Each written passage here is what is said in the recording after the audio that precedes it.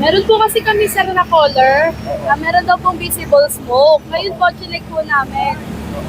Yung nakita po namin, ito pong malawakan na grass fire po dito. So, sobrang init din po kasi ng panahon. Ngayon po sir, inaabulan na po ng mga bombero natin. Yung ano. Tsaka malayo naman po sir sa mga residential area po natin, sa mga tao po. Kailangan nyo, bakit pa paano nag-apoy yan?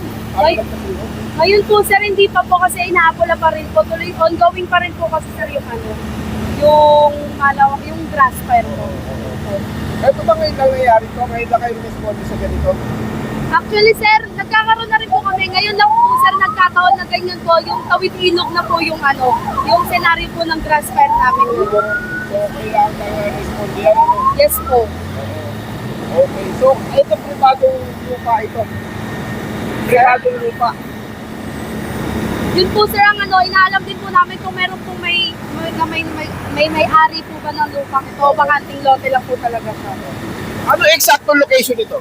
Ngayon po sir, ang exact location po nito, C5 po sir, C5 Expressway po, going to multinational po sir.